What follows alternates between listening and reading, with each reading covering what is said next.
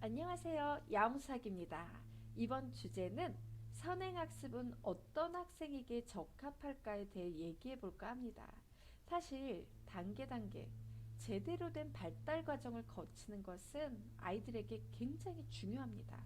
아주 어린 갓난아기 시절부터요.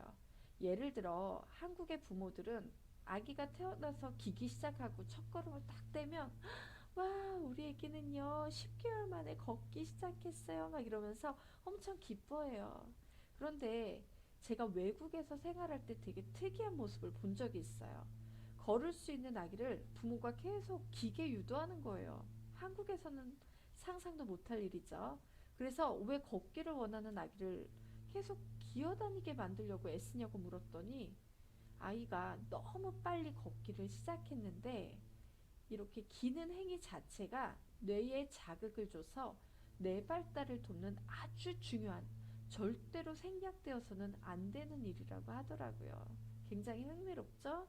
그런데 사실 오랜 시간 학생들을 가르쳐 오다 보니 학업에서도 섣부르고 성급하게 생략되어 온 과정들이 학습 장애까지 이어지는 모습을 자주는 아니지만 간혹 봅니다.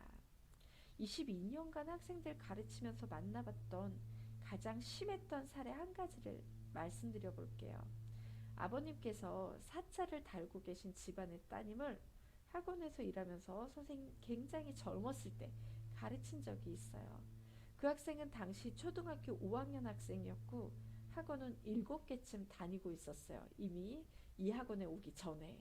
어머님 말씀으로는 이제 전교 1, 2등 한다면서 그 1, 2등 한다는 같은 친구 학생 부모님하고 같이 이제 상담을 와가지고 수업을 하겠다고 하신 거죠. 그래서 이제 학원에서 와 우선 학생들이 왔군요. 저희가 잘 키워드리겠습니다. 막 이런 기대감을 갖고 이제 시작을 하게 된 거예요. 그런데 시작하자마자 문제가 발생하기 시작했어요. 함께 온 친구 너무 잘하는 거예요. 그런데 반면에 그 학생은 어? 이건 뭐지? 너무 이상한데? 뭐 이런 생각이 드는 굉장히 특이한 특성들이 보이기 시작하는 거예요. 뭐냐면 이해력이라는 것 자체가 없어요. 가르치는데. 그리고 암기력만 있는 거예요. 그런데 문제는 중학교 수학은 개념을 이해해야지 뭐 문제로 진행을 하든가 하는데 이해력이 제로니까 답이 없는 거예요. 그래서 이건 좀 아닌 것 같은데 이 생각이 들어서 막 원장 선생님한테도 이 두 학생 같은 반 불가능합니다. 이거 떼야 됩니다. 분리하셔야 됩니다. 막 이렇게 얘기를 했죠. 그러니까 이제 원장 선생님은 되게 중간에서 어려운 거예요. 이제 부모님도 좀 있으시고 그러니까 그래가지고 그냥 뭐 아이 선생님 좀 잘해봐요. 뭐 막 이런 얘기를 하는데 한계에 부딪힌 거죠.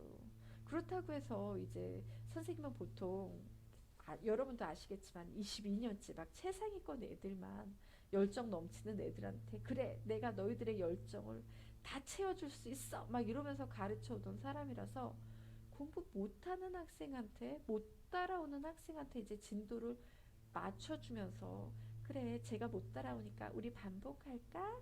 또 배워볼까? 시간 좀 때울까? 기다려줄까? 뭐 이런 거 못해요. 그러니 뭐 어떡해요. 그래 어쩔 수 없지 뭐.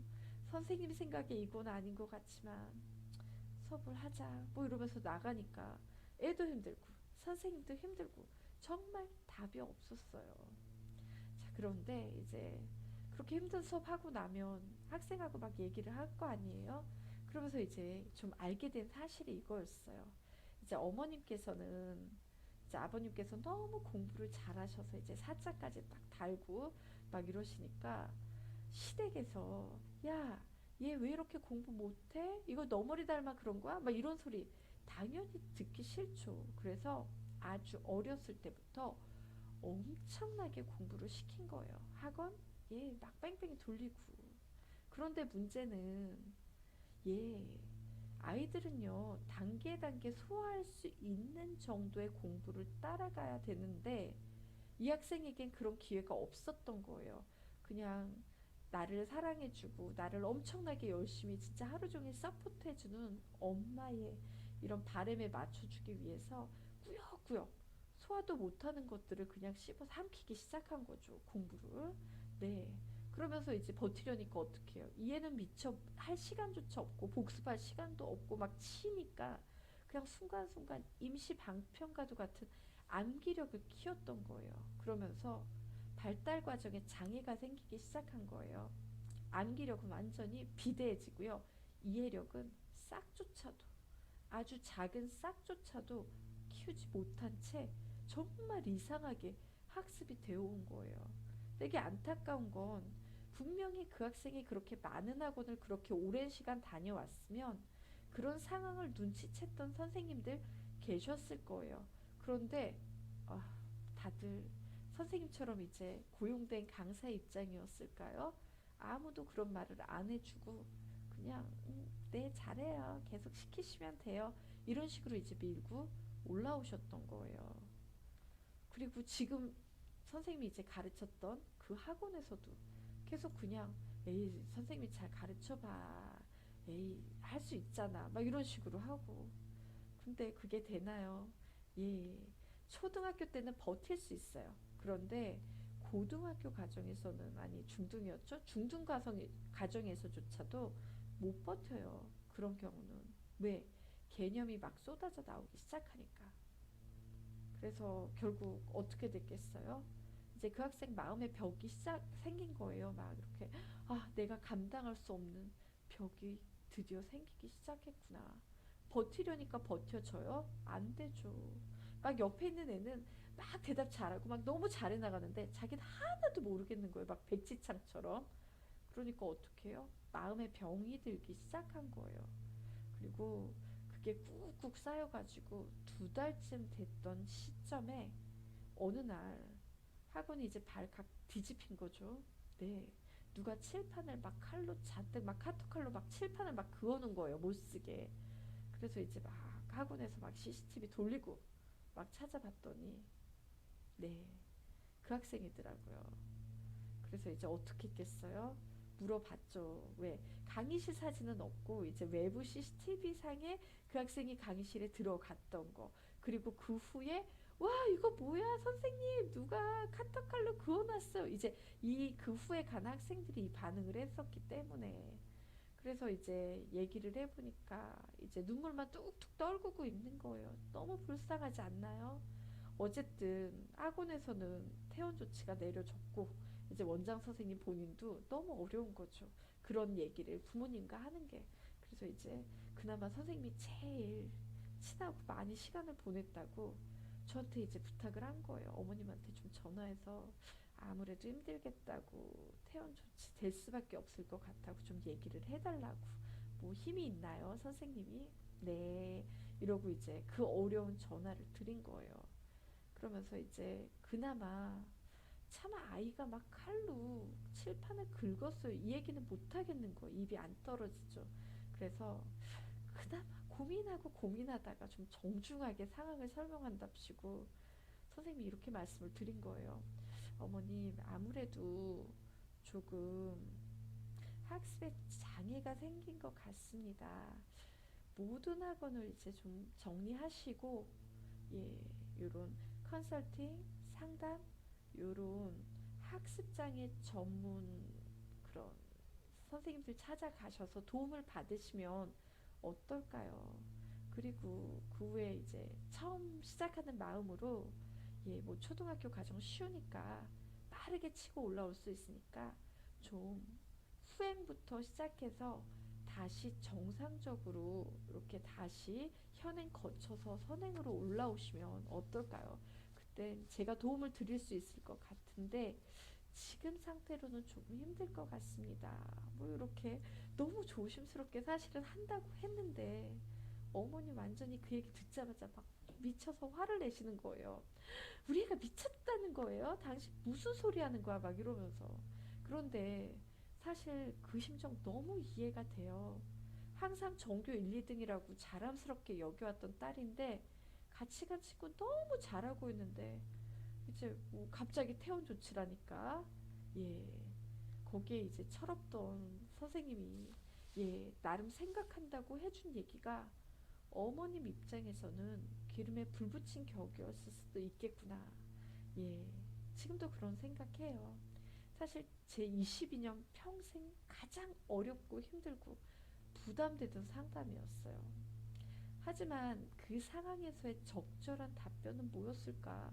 뭐라고 말씀드려야 했을까? 뭐 이런 질문을 던졌을 때는 아직도 물음표인 것도 사실이고요. 솔직히 저도 인간이다 보니까 못한다고 할 걸, 원장 선생님 보고 한다고 할 걸, 피할 수만 있었다면 피했어야 했는데 뭐 이런 후회도 막 했었죠. 굉장히 어려웠어요. 자, 그 후 2년 뒤에 그 학생 얘기를 우연히 이제 학생들 통해서 듣게 됐어요. 중학교 갔는데 거의 전교 꼴찌. 그래서 아버님은 그 지역에서 계속 일을 하는데 어머님하고 그 학생만 다른 곳으로 이사를 이제 가버렸다고. 그리고 그 후에 이제 연락 완전히 두절됐다는 뭐 그런 안타까운 얘기를 들었던 기억이 나요. 자, 어쨌든 뭐 그런 사례를 보면서 야옹쌤은 고등부 수학만 22년째 가르치고 있지만 모든 학생에게 고등부 선행이 필요하다고는 생각지 않습니다. 고등부 선행은 우선 역량이 되면 되게 감사한 거고요. 기본적으로 열정, 꿈, 성실성, 예, 그리고 최소한의 머리는 좀 갖춰져야지 가능합니다.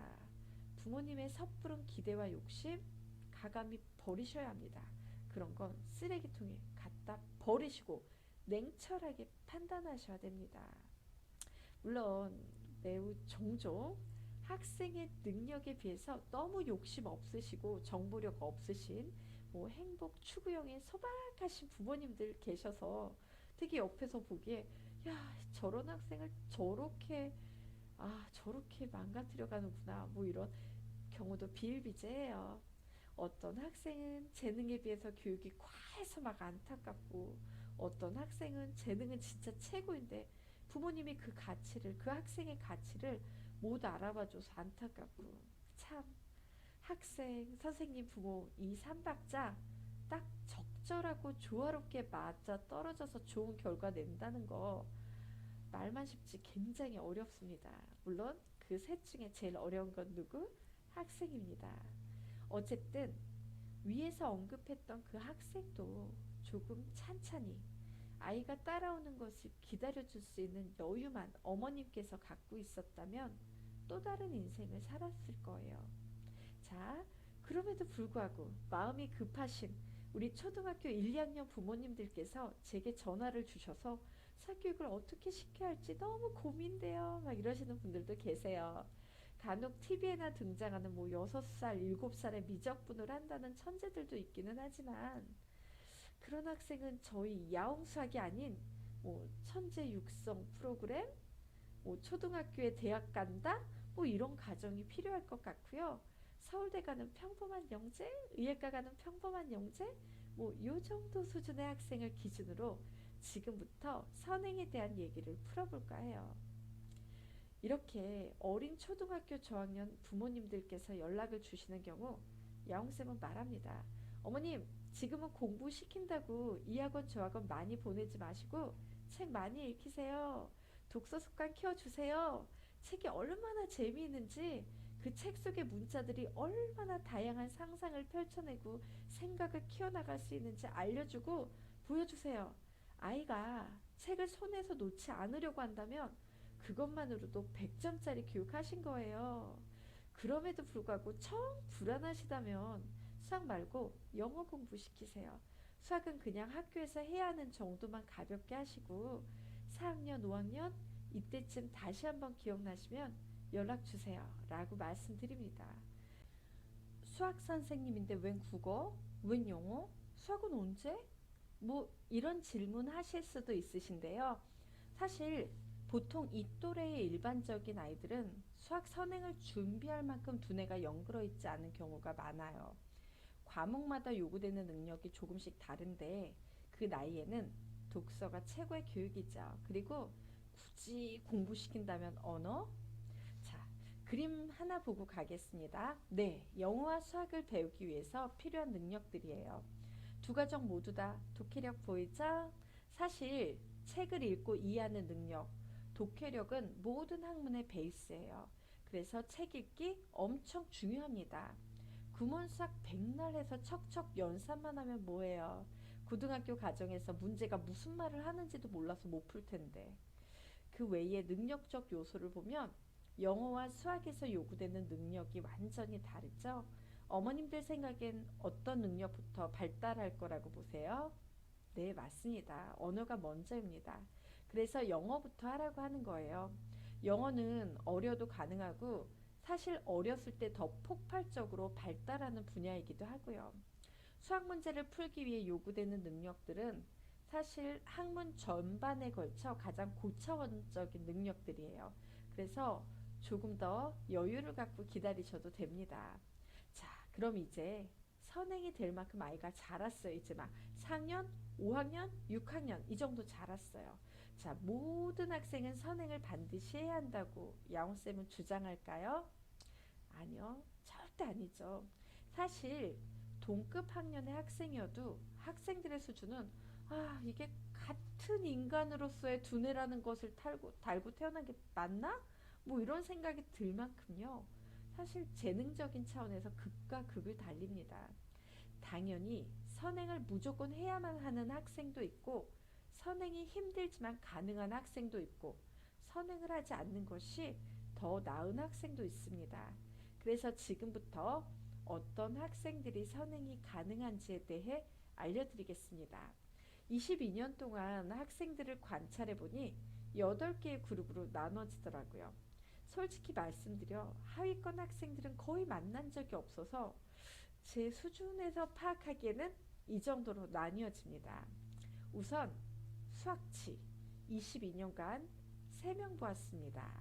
이런 학생들은 수학 안 하는 것이 더 낫습니다.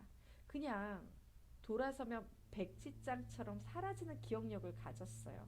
그런데 신기한 게 수학만 기억을 못해요. 이런 친구들의 특징이.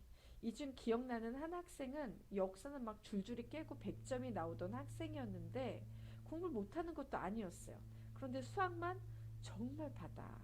그래서 가르쳐보고 하고 정말 놀랐어요. 이게 전형적인 수학치의 아주 전형적인 케이스구나라고 느꼈던 게 수학이 대수학적인 수식을 제외하면 사실 시작도 못하는 건데 그 수식 자체를 기억하는 능력이 완전히 제로였던 기억이 나요.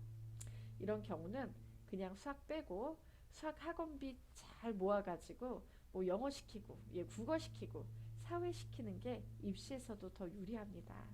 그리고 두 번째 케이스는 위에서 설명드린 개념 이해력, 인지력 자체가 아예 부족한 케이스. 이 경우는 그 후로 가끔 봤어요.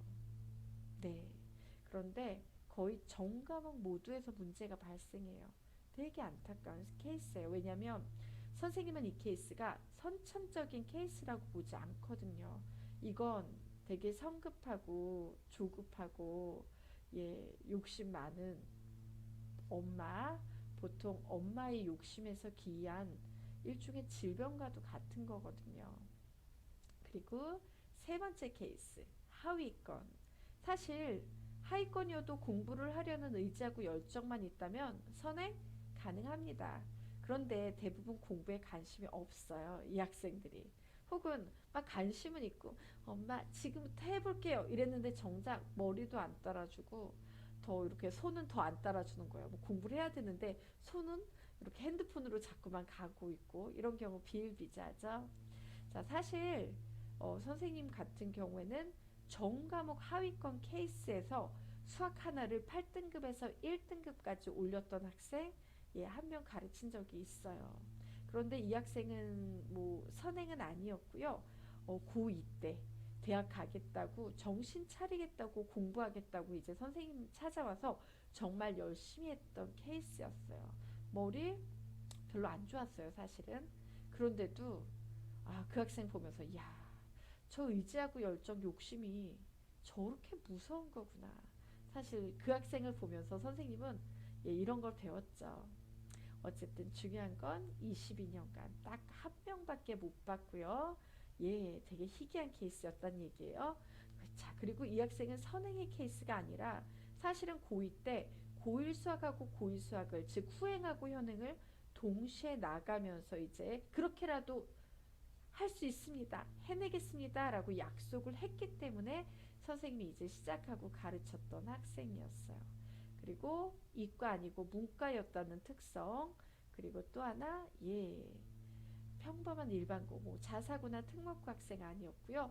일반고였기 때문에 8등급에서 1등급 올렸어요. 그것도 내신에서만. 수능은 한 3등급까지 오르고 멈췄던 기억이 있습니다.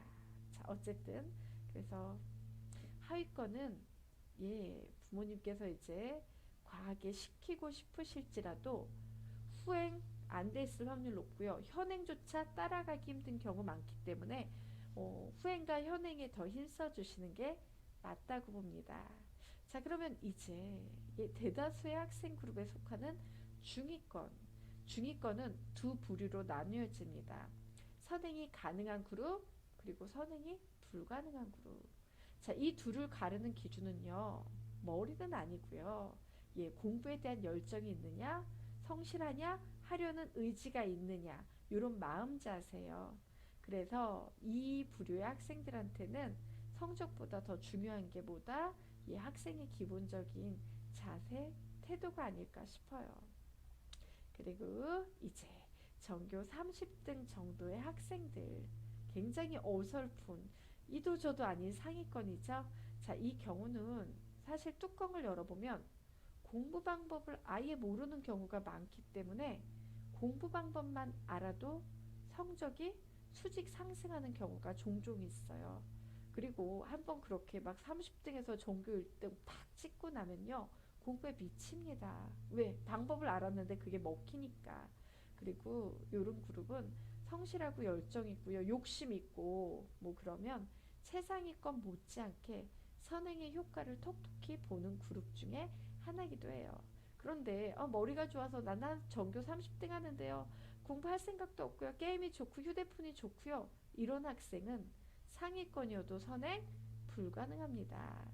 자, 그러면 이제 대망의 최상위권 보도록 할게요. 자, 최상위권은 다시 둘로 나뉘어져요. 그냥 이제 부모님들하고 상담해보면 그냥 다 잘해요. 부족함이 없어요. 그냥 다 하라는 대로 다 쫓아오고 다 잘하고 뭐 이런 친구들이 있어요. 그냥 그런 말이 절로 나오는 최상위권. 반면에 이런 친구들도 있어요. 간혹 다 잘하는데 수학만 어려워요. 수학만 좀 공포감이 있는 것 같아요. 수학만 힘들어요. 이런 최상위권도 있어요. 자, 우선 선생님은 다 잘해요 하는 최상위권 얘기부터 할까 합니다. 자, 여러분, 상위권과 최상위권을 가르는 요소가 몇 가지 있는데 그 중에 뜻밖에도 강박증이 있다는 사실 알고 계세요? 거의 대부분의 전교 1등들은 공부에만 강박증이 있습니다. 생활 전반에 강박증이 있으면 그때 병원 가셔야 하고요. 공부에만 강박증 그런 게 있어요. 자, 공부를 할 때 공부할 거리를 바라보는 시선이 이 친구들은 상위권 학생들하고 달라요.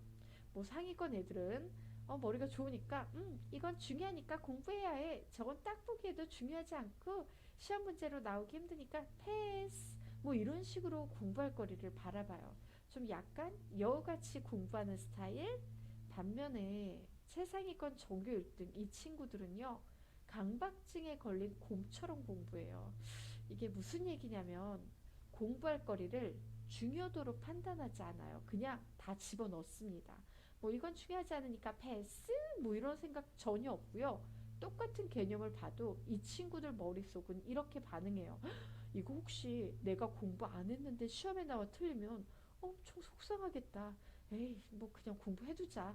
뭐 이러면서 전 개념을 꾸역꾸역 머릿속에 사소한 것까지 다 집어넣고 있는 스타일.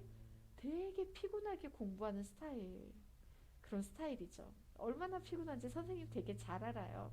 야옹쌤도 그랬거든요. 야옹쌈 말고 공수학했어야 했나? 어쨌든 야옹이는 귀여우니까 예, 모든 게 다 용서가 됩니다. 자, 어쨌든 이 강박증은요. 전교 1등을 만들어내기도 하지만 종종 발목을 잡기도 하는 양날의 검 같은 거예요. 이 성격이 과목과 상황에 따라서는 굉장히 유리하지 않을 수도 있다는 걸 양쌤은 고등학교 때 뼈저리게 깨달았어요. 그때부터 얼마나 내신 기간 때마다 나를 버리자 뭐 이렇게 써붙여 가면서까지 공부했는지 몰라요. 이 강박증을 가진 학생들이 갖고 있는 굉장히 어리석은 특성 중 하나가 영어 시험 준비할 때요. 영어 지문을 통째로 다 외워서 시험을 준비한다는 거예요. 자, 지금 이 얘기 듣고 있는 친구 중에 막 찔리는 친구들 있지 않아요? 이거 내 얘긴데? 예, 맞아요. 자, 엄청난 시간을 들여서 진짜 다 외웁니다. 그런데 솔직히 그렇게 죽어라 외운 것보다 그냥 평소에 하루에 한 번씩 규칙적으로 편안한 마음으로 시험 범위 지문 소리내서 한 번씩 읽어주는 거, 그게 더 시험이 잘 나오고 시험 점수 잘 나오고 효과도 커요. 가로 넣기 나와도 더 잘 생각나고요. 그러면 왜 그 학생들 그렇게 자기 학대 수준으로 공부하고 있냐? 강박증에서 비롯된 자기 안도감 같은 거예요. 진짜 양날의 검이에요. 통제할 수 있다면 엄청나게 강력한 무기도 될 수 있고요. 통제 불가하고 진짜 쓰잘데기 없는 여기저기 다 써먹잖아요. 그건 성적은 잘 나온다 해도 그냥 에너지를 헛짓거리에 쓰고 있는 곰되는 거죠. 문제는 뭐 그렇게 공부해도 돼요. 뭐 성적만 잘 나오면 좀 고생스러울 뿐이지. 근데 문제는요. 이 강박증이 고등수학 선행할 때도 양날의 검이라는 사실이에요. 자, 고등수학은 난이도도 난이도지만 개념의 수가 폭발적으로 증가해서 전교 1등들도 따라갈 수 없다라는 인정에서 시작이 되는데, 그래서 반복학습을 통해서 이제 개념의 완성도도 막 끌어올리고 그렇게 개념 다 채운 후에는 뭐 상급 문제, 심화 문제 뭐 이런 거 풀고 길게 보고 가는 공부가 고등수학입니다. 그런데 이 강박증은요, 상급 문제, 심화 문제 풀 정도 수준까지 오른 학생들에게는 수학의 깊이를 엄청나게 더해줄 수 있는 굉장히 강력한 무기예요. 진짜 최상위권을 만들어내는 엄청난 비밀 병기 같은 거예요. 하지만 처음 고등수학을 하는 학생들에게는요, 이 통제 불가능한 어마어마한 양의 개념들 심적으로 굉장히 불안하고 고통스럽게 만들 수 있어요. 그래서 고등수학 시작하고 한 달 정도 지나면 그런 강박증 성향의 최상위권 학생 중에는 그 100%를 감당하고 있지 못하다는 그 찝찝한 느낌 있죠? 이 느낌을 못 이겨서 선생님 이번 수학은 접고 제가 진짜 다음번 이렇게 새로 시작할 때는요 엄청 열심히 할게요 막 이러면서 울면서까지 상담하는 친구들 꼭 있어요. 근데 그게 이상해 보여도요 그만큼 힘든 거예요. 자기 성격을 이겨낸다는 거. 사실 이런 강박증이 심한 선생님조차도 아주 어렸을 때 처음 강의 시작했던 그 20대 푸릇푸릇했던 시절에는요 그런 친구 만나면 이해가 안 갔어요. 그 반에서 제일 잘하는 녀석인데 막 힘들다고 울면서 처음부터 다시 시작할게요 막 이러면서 그 친구보다 못하는 다른 친구들도 무던히 쫓아오는데 와 뭐지? 막 벙 떴어요. 이렇게 뭐지? 제일 잘하는 놈이 왜 이런 얘기를 하지? 그런데 이게 세월의 힘이라고 계속 그런 친구들을 경험하고 이제 그 친구들이 어떤 심리를 갖고 있는지 알고 나니까 이해하게 되는 거예요. 그리고 대처도 잘할 수 있게 되더라고요. 자, 그런 친구들에게는 선생님이 이런 얘기를 해줘요. 너만 그런 거 아니야. 너랑 똑같은 그런 친구들 되게 많아. 그런데 그런 상황에서 제일 현명한 건 강박증 때문에 힘들기는 하겠지만 100%를 잡고 가겠다는 생각을 버리고 그냥 70만 잡고 가자. 대신 버텨보자.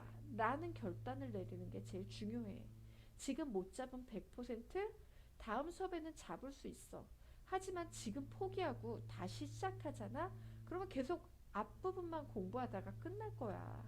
쌤은 너한테 다시 처음부터 시작하라는 말을 못 해주겠어. 왜? 아닌 거 아니까.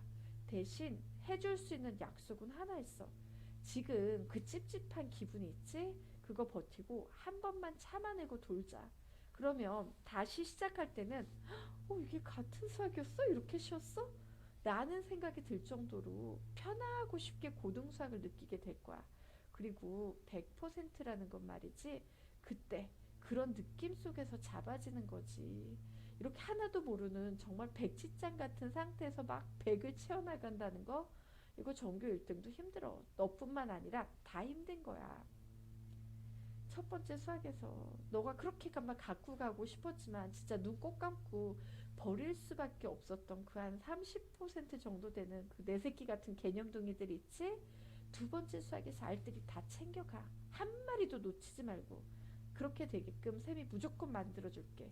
포기하지 말고. 이건 이런 상황은 말이지 네가 이상한 게 아니야. 되게 당연한 거야. 전교 1등 하는 친구들 다 똑같이 겪는 일이야. 뭐 이런 얘기를 해줘요. 제가 왜 지금 이 상담에서 이 얘기를 하는지 혹시 눈치채셨어요? 지금 이 영상을 보는 학생들 중에서도 위의 사례가 자신의 일이 될 학생들이 많기 때문에 미리 알려드리는 거예요. 미리 이런 느낌이었어? 이걸 알고 당하면요 훨씬 수월하게 견뎌내고 참아낼 수 있어요. 자, 그럼 이제 마지막으로 수학에 공포감이 있는 최상위권 얘기해 볼까요? 간혹 이런 친구들이 있어요. 수능 모의고사 보면 다 1등급인데 수학만 3등급. 생각해보니 간혹이 아니고 선행 안 된 시골 출신 전교 1등들 일반 고등학교 가면 거의 대부분 이런 성적 많이 받는 것 같아요. 물론 굉장히 내신을 열심히 하는 친구들이라서 1등급 나오는데 수능이 3등급이 나오는 친구들 정말 많습니다. 근데 이게 수학의 매력이에요. 잡히고 싶어도 이렇게 잡고 싶어도 잘 안 잡히는 거 매력적이지 않나요? 머리 좋고 노력한다고 누구나 쉽게 성적을 받아내지 못한다는 거. 그런데 그렇다고 포기하기에는 분명히 1등급으로 가는 확실한 길이 있다는 거. 안 가서 그러죠, 다들. 자, 그리고 되게 드물지만요. 중학생이고 최상위권인데도 수학에서만 자신감이 없고 공포감 느낀다는 친구들 간혹 있어요. 자, 그럼 결론부터 말씀드릴까요? 야옹쌤이 만나본 이 학생들은 거의 100% 학생의 수학적인 재능이 부족했던 적은 없어요. 야옹쌤은 상담하면 수학뿐만 아니라 전 과목 성적도 확인해요. 심심해서 하는 거 아니고요. 바로 혹시 이 학생이 수학 성적이 나쁜데 혹시 이런 케이스 아닐까? 뭐 그런 확인 사살 같은 거 물론 그러면서 성적도 파악하면 좋지만 자, 다른 과목이 최상위권인데 수학만 안 된다고요? 사실 상식적으로 그러긴 힘들어요. 이 경우 대부분 현재 가르쳐주고 계신 수학 선생님들하고 궁합이 안 맞아서 그래요. 코드가 안 맞는 거예요. 오히려 수학적 재능이 다른 학생들보다 월등히 뛰어난 경우도 있는데 제자를 스승이 감당해내지 못한 거죠. 적어도 이 케이스의 학생들 중 야옹쌤을 믿고 꿋꿋하게 따라와준 경우는 빠르면 6개월 혹은 늦어도 1년 이내에 1등급 찍어요. 선행이 안 된 경우조차도 고1 때 만나면 성적 수습 가능합니다. 고3 때 만나면 그냥 포기하세요. 네. 자, 단 수학을 제외한 모든 과목의 기타 과목의 등급이 1등급이고 수학만 3등급이 나오는 경우 그리고 문과 계열 지망이라는 제한 조건 하에서예요. 이과 1등급 그거 피말립니다. 왜? 보통 초등학교 5학년 정도부터 시작된 그 수학 영재들 걔네들이 다 깨차고 가는데 어떻게 수학 하나도 안 하고 고등학교 1학년 때 시작하는 학생이 그걸 깨찰 수 있겠어요. 하지만 문과는 상위권이 텅텅 비어 있어요. 가능합니다. 자, 그런데 가끔 선생님 저 수학 3등급이에요. 그럼 저도 올려줄 수 있지 않아요? 막 이런 친구들 중에 근데 전 과목이 3등급이에요. 이러면 이 경우는 사실 선생님도 힘들어요. 왜? 수학만 하는 게 아니고 이 친구들은 전 과목 다 해야 되니까. 그런데 위에 얘기했던 다른 과목 다 1등급인데 수학만 안 되는 친구들은요. 야, 너 수학만 할 수 있어? 해볼까? 라고 하면 네! 라고 얘기하고요. 정말 열심히 수학만 해요. 그래서 가능한 거예요. 선행이 안 돼도 되겠습니까? 네. 자, 어쨌든 선생님은 이런 학생들 중에서 전과목 1등급, 수학만 8등급이었던 학생도 만났었던 적이 있어요. 그리고 그 8등급이었던 학생은 6개월 만에 1등급 찍고요. 불수능이었던 정말 어려웠던 수능 수학 시험에서 2개 틀리고 대학 진학했었어요. 사실 야옹쌤이 중학교 때부터 가르치는 학생들은 거의 대부분이 최상위권이에요. 그런데 어느 날 수학 8등급이었던 그 학생이 선생님 수업 한번 들어보고 싶다고 찾아온 거예요. 심지어 고등학교 1학년 2학기 기말고사 끝나고 12월 말에 얘 고2 올라가기 직전에 그 친구 온 거 보고 이제 선생님하고 오래 같이 했던 친구들이 선생님한테 살짝 알려주는 거예요. 선생님 제 수학 진짜 못해요. 우리 학교에서요 영어 1등 수학 꼴찌예요. 영어는 경시대회 나가는데요. 수학은 전교 꼴찌예요 꼴찌 막 이런 얘기를 해주는 거예요. 되게 특이한데? 궁금하잖아요. 그래서 시간 한번 들어보고 그 다음에 얘기하자 뭐 이랬는데 시각 1시간 듣고는 그 친구가요 선생님 수업을 듣겠다는 거예요. 뭐 어떻게 말해요? 네 열심히 해봅시다 뭐 이렇게 얘기를 해줬는데 이제 신청을 했죠. 원장 선생님이 오셔가지고 선생님한테 말하는 거예요.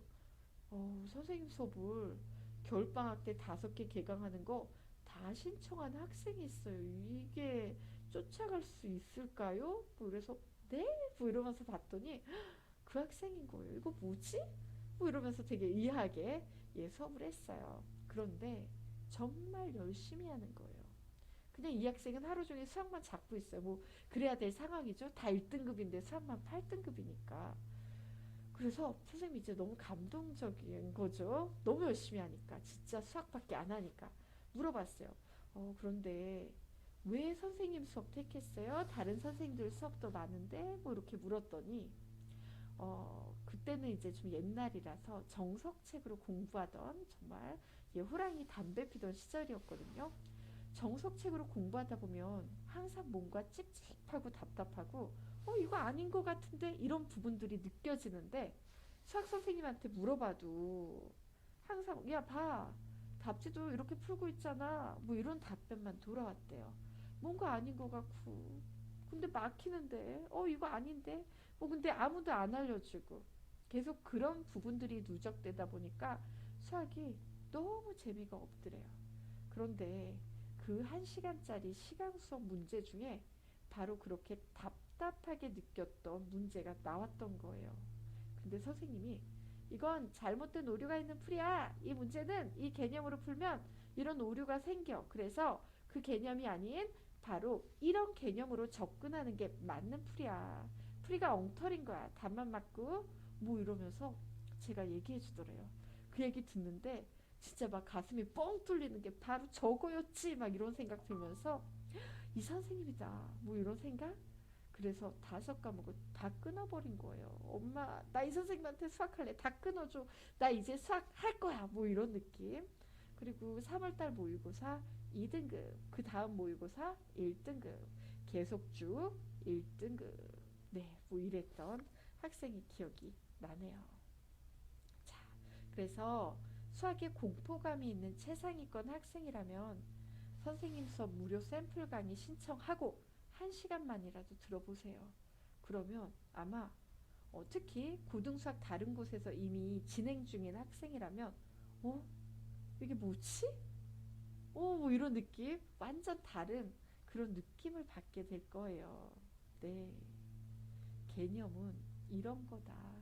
이렇게 진짜 바닥까지 다 잡으면서 올라가면 와 이건 그냥 막 허투루 문제집 사서 막 문제집 풀면서 진도 뺀 학생들하고는 깊이가 다르겠구나 바닥이 다르구나라는 거 느끼실 수 있을 거예요.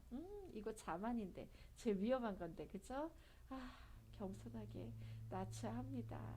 자 어쨌든 여러분이 주변에서 흔히 접할 수 있는 문제풀이 강사분들과는 차원이 다른 정말 뼛속까지 다루는 개념 수학 수학이 어렵게 느껴지는 학생일수록 수학에 자신감이 없는 학생일수록 꼭 무료 강의 시강해보세요. 여러분의 미래가 바뀌는 마지막 기회가 될 수도 있어요. 선생님은 그렇게 많은 학생의 미래를 바꿔왔기 때문에 아주 자신감 있게 이 얘기 해드리는 거예요. 자, 어떤 학생이 선행해야 할까요? 뭐 이런 질문에 답하다가 얘기가 많이 샜습니다. 하지만 하나하나 다 도움이 되셨을 거라고 생각해요. 자, 결론 내드릴게요. 선행의 필수 조건은 공부에 대한 열정, 의지, 욕심, 플러스 성실성, 그리고 거기에 살짝 곁들어진 머리. 예. 자, 이 중에서요, 좋은 머리는 없어도 선행은 가능합니다. 그런데 좋은 머리밖에 없으면 선행은 불가능합니다. 이런 결론을 여러분께 내드리고 싶어요. 다시 한번 말씀드립니다. 누군가에게는 필수적인 선행이요, 내 아이에게는 치명적인 독일 수도 있습니다. 냉철한 판단하에 선행을 결정하는 현명한 부모님이 되어주세요. 특히 어린 나이에 시작하는 경우 더욱 냉철해지셔야 합니다. 표 하나 살짝 보여드릴게요. 네, 초등, 중등, 고등 교육 과정에서 성적에 영향을 미치는 결정적인 요소들을 표로 정리해봤습니다. 초등 성적, 엄마의 관심과 애성, 엄마의 성적표를요, 아이의 재능으로 착각하셔서 선행 막 밀어붙이시면 안 됩니다. 네, 냉철히 판단하고 관찰하셔야 돼요. 중등 성적, 머리 제일 중요하죠. 뭐 완전 성실한 전교 1등들도 많지만 간혹 노는 것 같은데 전교 1등하는 부러운 친구들도 있죠? 괜찮아요. 그 친구들의 시대는 중학교 때까지예요. 고등학교는 성실히 준비해온, 그리고 대비해온 여러분을 위한 시대입니다. 선행이 막강한 영향력을 미치고 공부 머리보다 공부 열정이 더 중요한 시기예요. 그런데 이 선행이라는 게 선행했더니 성적이 좀 잘 나와주네? 막 서울대나 의예과가 막 눈앞에 막 왔다 갔다 하는 거예요. 잡고 싶어 미치죠. 놀려고 그래도 놀 수가 없어요. 그 상황에서는. 서울대가 바로 코앞에 서 있는데 막 왔다 갔다 하는데, 선행은 이렇게 공부 열정을 불러일으키는 시너지 효과까지 냅니다. 그래서 야옹쌤은 고등수학에 목숨을 겁니다.